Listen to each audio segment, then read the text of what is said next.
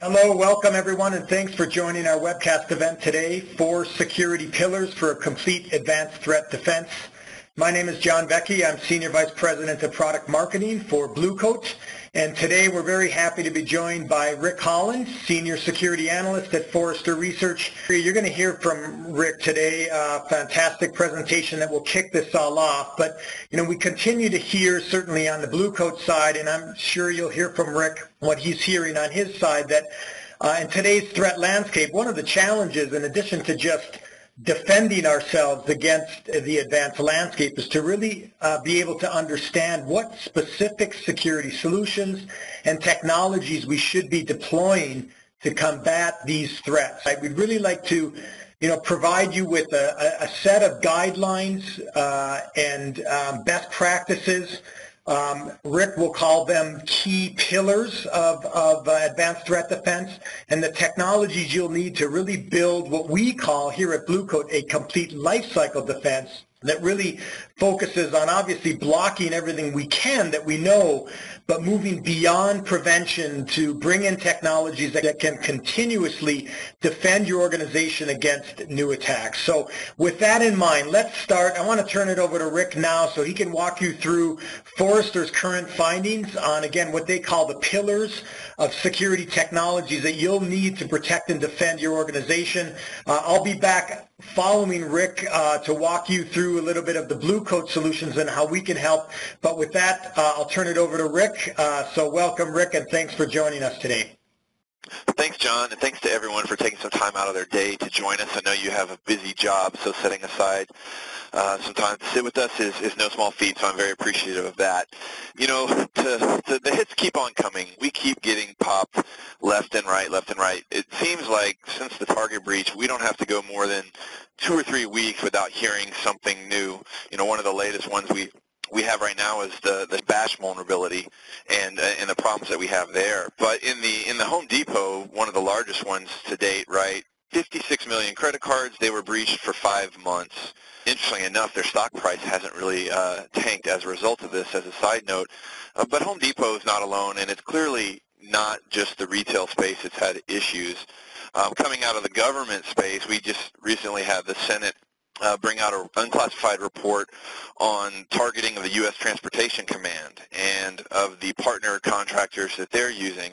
And starting in June 1st of 2012, the Transcom organization was only able to detect 2 out of 20 what they classified as advanced persistent threats out of China. And there was significantly more attacks beyond that, but 20 APT attacks. So it's a big problem, and who knows what we're going to see in the coming weeks. There's not going to be a shortage of these breach headlines. And what it amounts to is that the adversaries are on shopping sprees. They're running around the supermarket. They're picking out intellectual property, personally identifiable information, personal health information, and they're throwing it in the cart. The problem that we have is that they don't have a stopwatch. They're able to take their time, so they're just strolling down the aisle, picking these things out, leisurely walking out your front door, because most organizations don't have visibility to detect them. And what this did for me is I get lots of inquiries with customers where they're overwhelmed with the threat landscape and how do we deal with it. And what it resulted in for me is some research that I did in the late spring called the Target Attack Hierarchy of Needs. And there's one thing to point out. For the purposes of today's conversation, we're going to go through these rather briefly, and then we're going to move into the pillars of technology that we talk about. But it's important to highlight these. I will say that I've done entire webcasts on individual pillars or individual needs here. Like I said, we're just going to kind of touch them at a high level. But the first piece is to have an actual strategy. So many customers that I speak with, they're only investing in technology, or their very first move is to go to technology. And in the spirit of Maslow, there's some things that need to happen before that. The primary strategy that I see today is something I call expense in depth. And I call expense in depth the multi-layered approach to ensuring marginal returns on your security investment. Basically, we're just buying technology. It's buy. We're throwing new technology at the problem without actually having some alignment to our business, what we're trying to protect, how the adversaries are doing their targeting. If you ask someone what their top projects for the year are and it comes out to something along the lines of we're going to deploy whole disk encryption, That's not a good strategy. A strategy should be we're going to protect PHI on our laptops. One of the ways that we're going to do this is through whole disk encryption and some other controls. That might be a better example of what a strategy should look like, but it should be supporting the business. The second piece I have here will be no surprise to anyone listening in with us today either, is staffing, right? It's not all about technology, and certainly if technology that we do invest in is going to work, we have to have the staff to run that. We see year after year in our survey results from Forrester Foresights that staffing is a problem. Over half the respondents indicate staffing is an issue. Even my large customers that you would think have unlimited money, I'll say in oil and gas perhaps, they still have staffing problems, staffing in finding and recruiting. So that's a challenge that we have as well. The other piece that oftentimes happens is that organizations will skip past some of the fundamentals that they need to be doing and go buy a latest silver bullet. And some examples that I put here that I think are really important, and I won't go into detail on these, are things like two-factor authentication. The adversaries are targeting VPNs. Do your VPNs have two-factor authentication? Are all your users local admins on their machines? If they do, that greatly increases the attack surface that's out there. Do you have the same local administrator password across all of your machines? Example there, going back to the shopping cart, right? It's very easy to laterally move and pivot across an organization if every password is the same from box to box. Egress filtering. Are we doing any filtering at all? Are all outbound ports and protocols open? Are we looking into encrypted traffic, which is really important as well? And then finally, lack of privileged account monitoring. Even understanding how many administrator accounts we have. These are some of the fundamentals. Now, that's not to say they're easy, because some of these can be challenging to do, but they're really important, and organizations need to focus on them. The next pillar or step that I have in the hierarchy of needs is on an integrated portfolio, and this is about orchestration. One of the things that's very hot to talk about right now is creating friction for the attackers. You know, we want to slow the attackers down, increase their cost of targeting us. But what about all the friction that we create for ourselves? We do a great job through expense and depth, through having a ton of technologies that are integrated, slowing down our ability to detect and respond to the adversary. So I kind of turn the friction around and say, how can we reduce friction? One of the ways that we can do this is by prioritizing vendors that have integrations and that help us with automation. This actually should be a key RFP requirement for you from an investment. And this doesn't mean that you have to buy everything from the same vendor. There can be an ecosystem. What you need to think about is use cases that reduce friction. And we'll talk a little bit more about balancing some of those use cases as well. The next in the hierarchy of needs is prevention. And now prevention is not dead. Many folks say prevention is dead. Prevention is shifting. I think of prevention as an 80-20 rule, right? You're going to eliminate a lot of noise. Imagine what you would do if you didn't have your traditional signature-based, even some of the reputation-based things that are blocking, right? There would be a whole lot more intrusions or incidents that you'd have to respond to. Going forward, we're going to keep that traditional prevention, but really it's going to be predictive prevention. We want to start anticipating and blocking the adversary in advance. Can we predict the command and control infrastructure, domain names, IP addresses that are going to be malicious, and can we block them before they become malicious? Are we able to look and do the same thing from domains that are hosting phishing sites, sender addresses for phishing, these sorts of things? That's how prevention is going to be shifting, and is shifting in many cases today. The next is detection and response, and this is what I have at the top of the tier. And it's also worth pointing out that intelligence, and I'll talk about this more as I transition into the pillars, intelligence is embedded into all of this. And detection and response, right? Against a sophisticated adversary, our prevention is going to fail. There's no doubt about it. So we're going to have to build up our capabilities for detection and response. And this is where we transition into the pillars of defense that John alluded to when he did the introduction. And basically, I have 4 technology pillars that I think organizations need to be moving towards. Malware analysis is one, network analysis and visibility, endpoint visibility and control, and security analytics. And then, of course, you'll see in the middle, you'll see threat intelligence is layered in across all of those pillars. Now, what I've done for us today is I've kind of given you a preview. The hierarchy of needs research that I have been alluding to is actually a 2-part research series. The first part kind of lays out the hierarchy and the high-level piece. The second part, which is kind of what we're digging into now, is where I dig into each of these pillars in great detail. Now, today we don't have enough time to dig into all of the specifics that I include in the research. But in the research, what I have is I have some key considerations and gotchas for each one. I have key criteria, so you could think of those as your RFP criteria for each one. And then I have vendors and open source solutions that are available.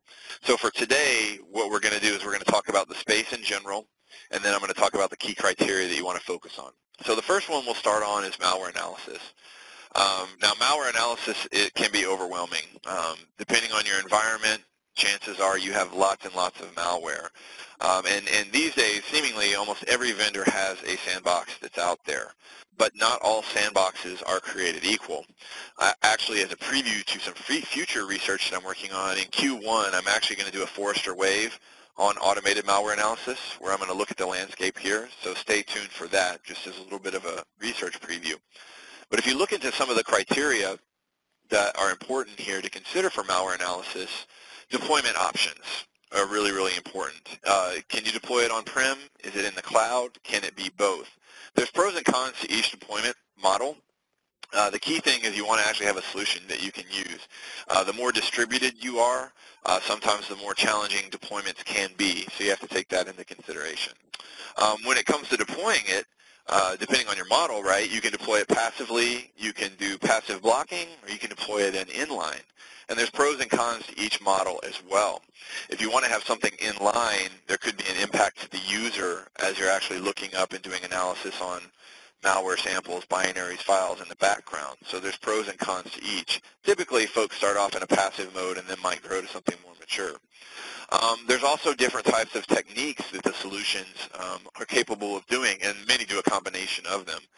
You've got static analysis, where you're not actually executing the file, but you're doing something like strings on it, looking for components that might be indicative that it's malicious, looking at packers, things like that. Of course, you've got dynamic analysis. You've got emulation. You've also got looking at network behavior that's going on. And typically you'll see a combination of all of these being used, but it's an important question to ask. And then, of course, another piece is what is actually being inspected. Is it just executables? Is it DLLs? Is it zip files and RAR files? Images, PDFs? I won't read all of those. JavaScript. You know, what can you actually detect? And depending on the deployment model, you might have more capabilities there. So there's a sampling of some of the key criteria that I have for customers that I work with when they're looking at malware analysis to kind of help draw out the differentiation between the vendors. The next one is network analysis and visibility. Now, my colleague John Kindervag coined this term maybe 4 years ago, 3.5, 4 years ago. It was before I started at Forrester. Network analysis and visibility is a key component of Forrester's Zero Trust research. Now, I'm not going to go into Zero Trust here either because that's a whole separate webinar in and of itself, but one of the key tenets of Zero Trust is to have visibility. And this is the network component of visibility. The actual research that we wrote is called Pull Your Head Out of the Sand and Put It on the Swivel. Organizations struggle with visibility. Even at the internet, ingress and egress, having visibility there is a struggle. And then as you move inside to the network, closer to the data centers, closer to the data that you're trying to protect, there's even less visibility. And that's one of the things that we want organizations to do is to get more visibility. Get more visibility at your internet egress, ingress, same thing at data centers, and in a perfect world, you're getting it closer to applications. The network analysis and visibility space is very broad. There's a lot of components to it. Could be ranging from NetFlow to full packet capture, DVR, network DVR types of capabilities. Like I said, we could dig much deeper into this, but let me give you some of the key criteria that I have here. How do you deploy these solutions? Are they physical? Are they virtual? Another key consideration is what does a distributed deployment look like? You know, very flat networks, they make lateral movement and pivoting very easy.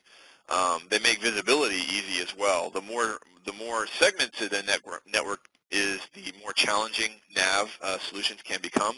So the more segmented you are, you're going to need to understand what the distributed deployment models look like. Can you look into encrypted traffic?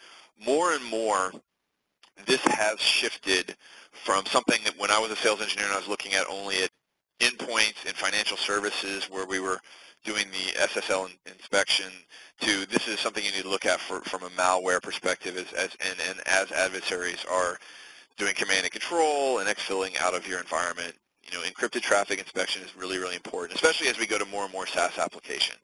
Another piece, and this comes down to the friction piece as far as reducing friction, Mr. Vendor, can you show me what kind of incident response forensics capabilities you have? What kind of workflows have you created for me to make my job easier? And then, of course, what kind of behavioral analytics do you have? Not only might you be doing sampling of packets, full packet capture, or even NetFlow, but what does this roll up for malware command and control? How are you looking at data exfiltration? So there's a few pieces on the network visibility side. What we've coined earlier in the year is the equivalent of visibility on the endpoint side, and this is endpoint visibility and control. Because we know more and more your hosts, your users, they're moving beyond your perimeters. You have to have some way to understand what's happening to them when they're beyond your walls. A good example here, laptop users. I go into a Forrester office once a month, and that's when I'm behind security controls, if that much. I VPN in once a month. So how do you get visibility into a host when they're not in your environment very often? This could just be for Salesforce. This could be for regular users as well. You really need to understand how many laptops you have and look at something like this for your laptops. But one analogy on this is that it could be the flight recorder for your laptops. When you're going out to waterhole sites, you're getting some visibility into what's happening on those strategic web compromise / waterhole attacks. When you look at key criteria on the endpoint, now I used to manage as a practitioner 5 endpoint agents: encryption, e-discovery, host HIPs, traditional AV, as well as a forensics one. It's really, really tough. It's difficult to work in the endpoint space.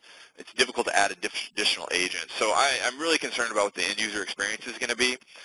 Where they operate, user space or kernel space, could indicate the challenges you have. In kernel space, you get more visibility. You're really an enterprise rootkit at that point, but you could cause problems as well. What does the agent's impact have to the user, to the memory, to the CPU, to the disk? How transparent is it? Does the solution only provide visibility and monitoring? What about containment? And then, of course, finally, how does this ingest threat intelligence? Can you actually go out and hunt for threat indicators? Is there any type of behavioral capability beyond the threat indicators to tell you what's going on in the endpoint? And the next piece, and this is also probably the biggest piece here, SIEM is in transition. At Forrester, we call the space security analytics. So it includes the traditional SIEM as well as some of the big data analytics solutions that are out there. We also see convergence of network analysis and visibility into security analytics. That is also occurring. We're seeing a lot of, it's interesting, customers are kind of abandoning their SIEM solutions largely because they've struggled with them, not only because of the technology, but also because some of the people staffing. I'm actually seeing in our client base the nav forensics use case being pretty big for the security analytics use case that's out there. Lots of organizations can get on the network, see what's going on rather quickly without having endpoint agents out there sending things in and get a perspective to anomalous behavior on the network. That's very much a nav component. So there is this, as I said, convergence of nav and security analytics. This could be an entire report in and of itself as well. But let's give some key components of this new space that we're emerging to. What can the solution consume? I won't read all of these. Like I say, this is really part of larger tables in the research, so it's not necessarily meant for light reading, but structured data, unstructured data, flow data, full packet capture, meta packet capture, vulnerability data. Like I say, I won't read through all of these. An emerging piece as well is what kind of visibility do you have into elastic infrastructure? What are you pulling out of Amazon for this and tie that in? How does the solution do its modeling for analytics, right? Statistical modeling, predictive analytics, behavioral modeling. Increasingly, I feel like you need to have, having data scientists on your team would be great. That's not scalable either. Talk about people problems. We can't even get firewall admins, much less data scientists. But definitely have an understanding of statistics and data science so that you can understand the differentiation between the solutions here.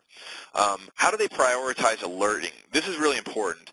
People will say, we don't give false positives in our alerts. That's great, but what about the legitimate alerts? I'm overwhelmed by legitimate alerts. How do you help me triage the alerts that are legitimate? If I have 100 alerts, I can only respond to 10. Which are the 10 that I have to respond to first? That is increasingly, doesn't matter actually what the security control is. Anything that gives you alerts beyond security analytics, that needs to be considered as well. Now, here's the piece. If you look at the number of pillars that you have in your organization, most organizations have one, possibly two of these. Depending on your vertical, you might have more. But how do you prioritize these? Right now, I'm getting lots of calls on budgeting as people are looking to 2015 into 2016. How do you balance these? And in the research, I give a ton of examples here. But what I thought I would do is give you an example on the balancing of the endpoint and network. You do need both, right? You can't just go with the endpoint. You just can't go with the network. Once again, I won't read all of these to you, right? I already alluded to one of them, right? You have no visibility when your hosts are in the extended enterprise.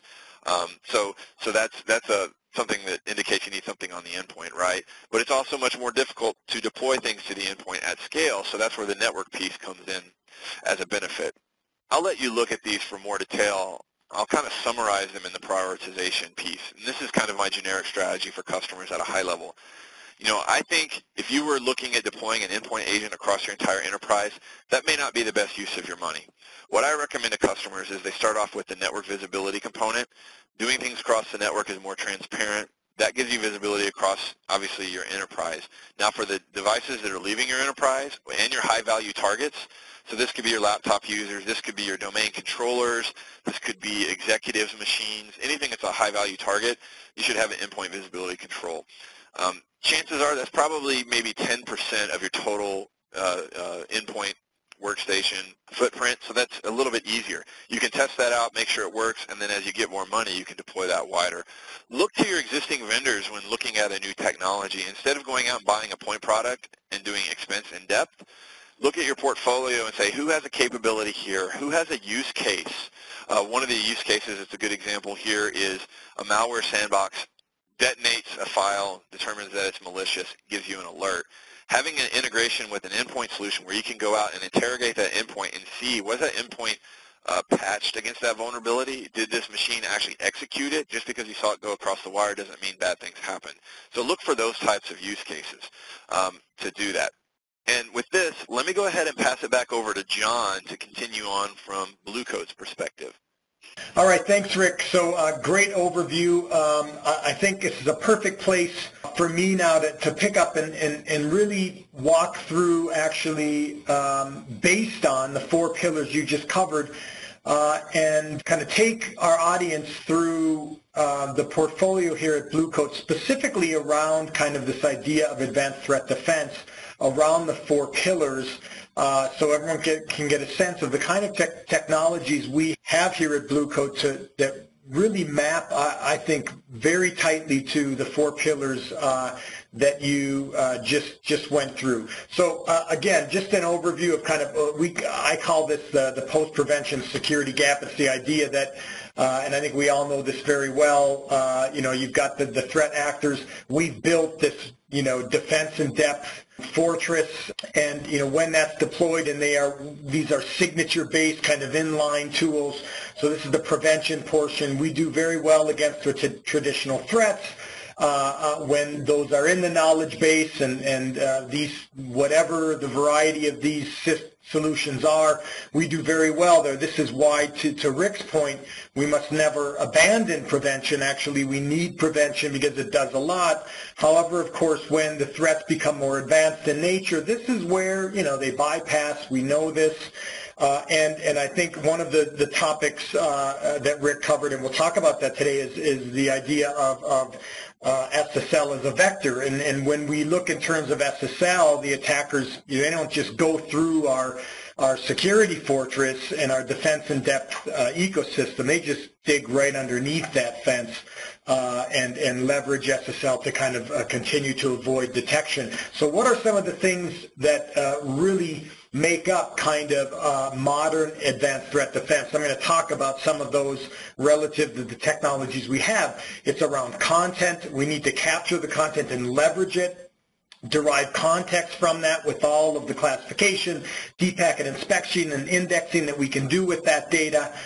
Do better at detection. We've kind of come full circle, so we're going to prevent everything we can. We need to get a lot better now at detecting these threats, especially when they bypass our preventative controls. We're going to do a lot better analysis, a lot of network analysis.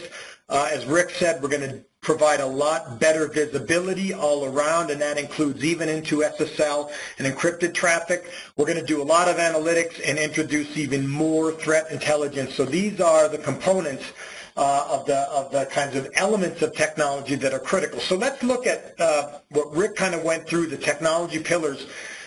We really align nicely with this. We couldn't agree more with how Rick laid this out, and so I think the best way to do it is just kind of go through these and talk about the technologies we have that really align nicely to this. So in the upper left, we have malware analysis. We deliver that with our Blue Coat malware analysis appliance. It's our kind of next generation sandbox. We call it next generation because it incorporates a lot of the elements that Rick kind of went over around selecting kind of a sandboxing malware analysis technology. It uses both kind of a virtual sand well as an emulation sandbox. It has a lot of techniques and technologies in it that help find and detect and execute, very advanced evasive malware. So that's our malware analysis appliance. Again, we also broker to third-party sandboxes, but that's our sandbox. Around network, the NAV portion, network analysis and visibility, this is where we begin to bring in our security analytics platform and with what we call the threat blades. These are software blades that you literally enable on the security analytics platform with a click of the mouse that bring in a host of kind of real-time analysis and intelligence to enhance visibility across web, email, file, across all ports and protocols, as well as our SSL visibility appliance. So this is kind of a very unique, very highly differentiated, focused solution to provide what we call encrypted traffic management for SSL decryption and visibility and to really manage SSL TLS across your entire ecosystem. So that really plays a big part in that quadrant. Around security analytics, well, this is purely the security analytics platform, which, in itself is certainly one of the leading products around the big data security analytics side, providing full packet capture, a lot of classification and indexing, deep packet inspection to derive all the metadata, a lot of real-time intelligence and visual insight, and all the things you need from security analytics, not to mention the idea of rapid incident response, the forensics ability that comes with that. So those are kind of the key solutions we have at Blue Coat, providing that kind of advanced threat defense. And around the endpoint, so at Blue Coat we take kind of an open approach to the endpoint. We have a host of partnerships, so we have we're very best of breed around partnering, but we have a very specific integration with guidance, and there's more coming with a host of different kind of advanced malware, advanced threat endpoint vendors to come. But certainly our integration with guidance is there, whereby if we see a threat, perhaps in combination with security analytics and our malware analysis appliance, we can then query the guidance agent to, as Rick mentioned, see if we've seen that threat, if it's been executed. And the same thing we can also do the other way, where guidance can communicate up to our security analytics platform to say we've found a threat here. Wondering if we can now look and see if we've seen that threat earlier or in other areas of the network. So that's kind of the integration there. And of course, from an intelligence network, all of this is integrated with the Blue Coat intelligence network for kind of that network effect of the global intelligence network. A little bit about threats you can't see. So Rick talked about SSL. It is big. I mean, there are a lot of threats we can't see anyway. But when we think in terms of SSL, this is very, very explosive. It's a 25% of most enterprise to 35% of enterprise traffic is encrypted. I've met with enterprise customers where it's as high as 70% or greater. In 2012, we hit 2 million as the number of HTTPS sites, and that is growing. Since 2012, it has actually exploded in growth, and now it's growing a minimum of 20% every year. So whether it's enterprise apps like SAP, Oracle, SharePoint, or cloud apps like Salesforce.com and Box, or internet apps like Google and others, or one of the hosts of many of the mobile apps out there, there are a tremendous amount of traffic that is encrypted, but at the same time, that is creating blind spots. Again, attackers are like water. They're going to take a path of least resistance. If they know you're not looking at that vector, or if you don't have visibility into that, they will absolutely exploit it. So we're seeing the use of SSL to encapsulate, command and control sessions where hackers now can compromise a legitimate site and either use that site's certificate or use their own self-created cert to hide these threats and encrypted traffic. We're seeing a host of vectors where this is becoming more prominent, so we need to get visibility into this and begin to manage that across the enterprise. And again, when it comes to kind of the security gap, and Rick alluded to it in his presentation portion when he was talking about Home Depot and some of the breaches that just continue to make the headlines. This is just one stat from the Verizon data breach report that I like to look at every year. Here now we go back to 2004 when this report began to be published, all the way through to the very latest. And what you can see here is just a very poor showing around our ability to discover threats and compromises once they have occurred. So on the upper top, you see that the attackers and the threats that they leverage to achieve success are now pretty much 100% in their ability to compromise their target in a day or less. So as I say, usually by lunch, they can be in, but on the bottom, our ability to discover those threats and breaches when they happen is just not really moved, and that's a needle we need to begin to move. That's the primary security gap that we look at around the technologies that make up advanced threat defense, which help us provide that visibility to try to close this gap better, so we don't have these attackers in the network for months, if not years, before we actually discover them. As well, these are the questions we need to ask. So in addition, we need these technologies to help us answer really critical post-breach questions that generally we can't answer unless we have these kinds of technologies deployed. Not the least of which is the data in the first place to be able to answer questions like who did it, how did they get in? Did they exploit a vulnerability? If so, which one? What kind of payload was used? Did they access our systems and data? And if so, did they exfiltrate data? And if the answer to that is yes, well, how much? Is it 10,000 records or 10 million records? We need to know the answer to that. Of course, can we be sure it's over? Are they still on the network, and can it happen again? These are all critical questions these technologies must help us answer today. So we take a kind of this, hopefully more of a defense in depth and not an expense in depth approach because of the way that we kind of look at consolidating these and integrating these together. But this is kind of our approach where it's kind of a funnel effect. We're leveraging our blocking technologies down to some of our more kind of modern blocking technologies to our security analytics to malware analysis. And basically how this goes is we start at the top. So the top of that funnel is everything coming in, right?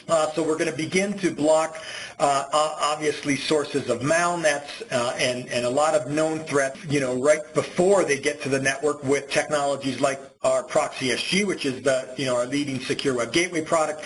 We're going to bring in new technologies, which we call content analysis system. This will bring in, it's inline, it's working with Proxy SG to bring in dual anti-malware databases. So we've got kind of that blacklisting knowledge base along with whitelisting, so we can not only block all the known bad payloads and files and things, but also let the good stuff in so we can just not have to worry about that. And that kind of happens at that next level. The next area in the pink section is our security analytics platform, where we now also, in addition to HTTP and HTTPS, because we're looking at encrypted data as well and encrypted traffic, we're going to begin to also analyze traffic across all ports and protocols, and even for threats that have maybe begun to bypass those systems, and we're going to begin to look across all those ports and protocols, leverage hundreds of software blades I mentioned to alert in real time those threats so we can begin to contain and work toward resolution.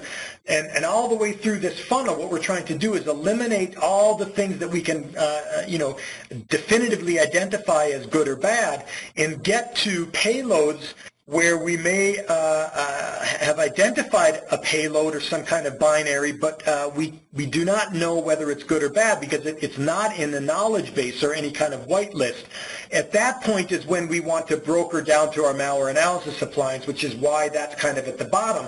We want to send stuff to our sandbox once we've actually done all that pre-rejection and pre-filtering, so that we can, so that we're not just overloading the sandbox with what we call, what I tend to call pedestrian malware that we already know and can already identify as good or bad. We want to send to the malware analysis appliance payloads, binaries, files that actually we don't know about, that are potentially malicious, suspect, or unknown. And that's generally the approach that we take with our technology. So all of those come together to form what we call kind of our life cycle. That starts again up at kind of stage one, which is the detect and protect. This is where we're going to bring we're going to begin to decrypt all the traffic. We're going to begin to block all the known bad with proxy SG and content analysis system. This takes us then to the next phase, which is what happens when it gets in. We know that threats will get in. This is why we need those kind of post-prevention technologies. At that point, we're going to bring to bear our security analytics platform, our threat blades, our malware analysis appliance, and all of those technologies to help detect those, find them, begin to contain them, and work towards mitigation of the threats that get in, all the way through to the next stage, which is let's now remediate. Let's work all the way through to full resolution so that we can actually do incident response and all the forensics to answer those post-breach questions. That's kind of the idea of the life cycle, and we just continue this through taking everything we've learned here and begin to continue to fortify and operationalize it. By the way, all the intelligence we learn in this process in real time moves up to our global intelligence network so we can continue to bring down more protection based on kind of new threats that we find and identify throughout that process. So our global intelligence network, again, it's very broad. We have a very large intelligence network, 75 million users, over 15,000 enterprises connected to that. We see a tremendous amount of requests a day, well over 1 billion. We're blocking millions of threats daily. We're brokering a host of intelligence and blacklists and technology, and we're also bringing to bear a host of human researchers in addition to all the machine learning that goes into delivering the protection from that global intelligence network. So certainly that's a big piece of our ability to provide this kind of protection. And so the way it all kind of looks, if we just step back and say, how does it look day to day? We start with the internet. We know we've got the defense in-depth ecosystem. We're going to leverage that to block everything. By the way, we're going to leverage SSL to provide that visibility. We need to begin to make sure that these tools inspect SSL. And so just imagine if even 30-40% of your traffic is encrypted, that means that this defense in-depth ecosystem is not doing its job on 40% of your traffic. We must make sure that it inspects all the traffic, which is why we start with SSL visibility. As we say, we want to decrypt it once and feed all those solutions. So we're going to block everything we know is bad with the inline prevention and signature-based tools, but then, of course, we know threats will get through. Again, this is where we begin to bring security analytics with our threat blades, along with our malware analysis and sandboxing technologies to detect, find, and begin to analyze these threats that actually get through.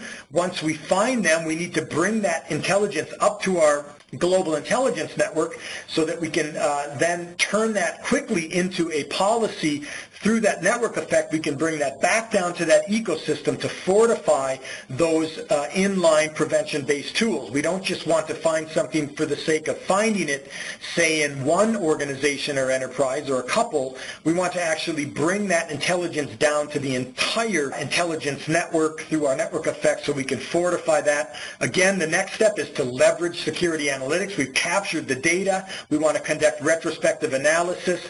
We want to take a look at all the previous captured data. We want to bring any new threats into that data set so we can better understand when we might have seen them before, All of that is a critical piece of kind of the retrospective analysis, incident response, and all of that, which moves to the last step, which is just resolve it, remediate the underlying vulnerabilities, and really close that loop, answer all those critical questions, and essentially just repeat this process dynamically. We continue to enhance our knowledge base with all of the new information and intelligence we've learned, and we just continue to bring this process through its paces day after day. So that's essentially how we look at this. Here's the portfolio again. You see everything from SSL visibility to the blocking and prevention technologies to our next generation sandbox with the malware analysis appliance, and of course the security analytics platform with all of the threat blades, the web threat, mail threat, file threat. This is essentially the portfolio we have. Again, as Rick mentioned, it does take a village. We take very seriously our integration with the ecosystem, and it's very broad here at Blue Coat. As we say, we don't replace all these products. We absolutely make them better, and they make us better in return. This is the context we provide with something like security analytics into your next generation firewall or next generation IPS or your SIM or your endpoint or a host of technologies, even other third-party sandboxes. We provide context to those, which helps prioritize and helps provide a workflow to manage the host of alerts that you're receiving. So that's a very, very big piece of what we do. So with that, I'll end. Some more resources, please just visit our ATP Lifecycle Resource Center. You can find a host of these. And so with that, I want to thank everyone for attending today. Rick, thanks so much for attending and for providing us with that overview up front. And we hope to have you on another webcast, but really, thanks again. It was our pleasure to have you today. Yes, thank you for joining us today, and thank you guys for having me, Blue Coat. All the best, everybody. See you next time. Thanks again.